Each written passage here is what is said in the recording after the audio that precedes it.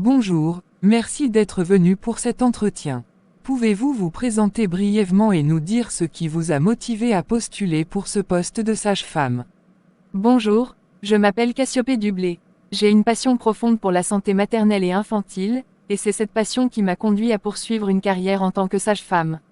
Je suis convaincue que chaque naissance est un moment unique et précieux, et j'aspire à fournir des soins de qualité et de soutien aux femmes et à leurs familles tout au long du processus de grossesse, d'accouchement et de postpartum. Très bien, parlez-nous de votre expérience antérieure dans ce domaine et des compétences que vous avez acquises qui seraient pertinentes pour ce poste.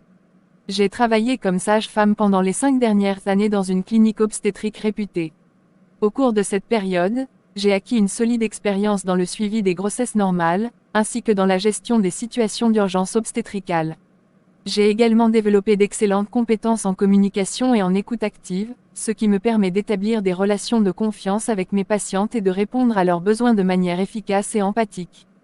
Quelles sont les tâches d'une sage-femme? Les tâches d'une sage-femme sont variées et englobent tout le processus de soins depuis le suivi de la grossesse jusqu'au suivi postnatal. Cela inclut la fourniture de soins prénatal, le suivi de la santé de la mère et du fœtus, la préparation à l'accouchement, l'assistance pendant le travail et l'accouchement, le suivi postnatal, l'allaitement maternel et le soutien émotionnel aux femmes et à leurs familles.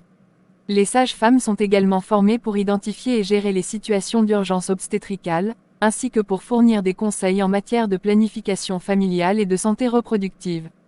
En somme, elles jouent un rôle essentiel dans le bien-être des femmes tout au long de leur parcours périnatal. Pouvez-vous nous parler d'une situation difficile que vous avez rencontrée dans votre pratique et comment vous l'avez gérée? Absolument. Il y a quelques mois, j'ai été confrontée à une situation où une patiente présentait des complications lors de l'accouchement et nécessitait une intervention d'urgence. J'ai immédiatement mobilisé l'équipe médicale, tout en restant calme et en assurant un soutien constant à la patiente et à sa famille. Grâce à notre coordination efficace et à notre prise en charge rapide, nous avons pu stabiliser la situation et assurer une issue positive pour la mère et le bébé.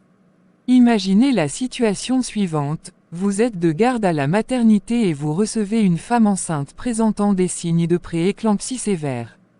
Elle est à 32 semaines de grossesse et présente une tension artérielle très élevée, des maux de tête persistants et des protéines dans les urines. De plus, le bébé présente un retard de croissance intra-utérin. Comment réagiriez-vous face à cette situation complexe? Dans cette situation complexe, ma priorité serait de stabiliser la mère et le bébé tout en assurant leur sécurité. Je commencerai par évaluer rapidement leur état de santé en surveillant leurs signes vitaux. Ensuite, je mettrai en place un traitement d'urgence pour abaisser la tension artérielle de la mère et réduire les risques de complications. En collaboration avec l'équipe médicale, nous déciderions du moment optimal pour déclencher l'accouchement, tout en fournissant un soutien émotionnel à la femme et à sa famille. En somme, je gérerai cette situation avec calme, professionnalisme et compassion, en plaçant toujours la sécurité et le bien-être de la mère et du bébé en priorité. Parfait. Comment gérez-vous le stress dans votre pratique quotidienne, en particulier lorsqu'il s'agit de traiter des patientes difficiles ou des situations stressantes en salle d'accouchement? Pour gérer le stress dans ma pratique quotidienne, je m'appuie sur plusieurs techniques. Tout d'abord, je veille à maintenir un équilibre entre ma vie professionnelle et ma vie personnelle en pratiquant régulièrement des activités relaxantes telles que la méditation, le yoga ou la lecture. Ensuite, je reste consciente de mes propres limites et je sais quand demander de l'aide ou déléguer des tâches si nécessaire. En ce qui concerne les patientes difficiles ou les situations stressantes en salle d'accouchement, je m'efforce de rester calme et centrée, en gardant à l'esprit que mon objectif principal est d'assurer le bien-être de la mère et du bébé. J'utilise des techniques de communication efficaces pour établir une relation de confiance avec la patiente et trouver des solutions aux problèmes qui se posent. Enfin, je suis ouverte à la rétroaction et aux conseils de mes collègues pour continuer à m'améliorer dans la gestion du stress et des situations difficiles. Quelles sont les qualités nécessaires pour être une bonne sage-femme? Les qualités essentielles pour être une bonne sage-femme sont la compassion, l'empathie, la patience, la compétence clinique, la capacité à écouter activement les besoins des femmes, à prendre des décisions rapides et à travailler efficacement en équipe.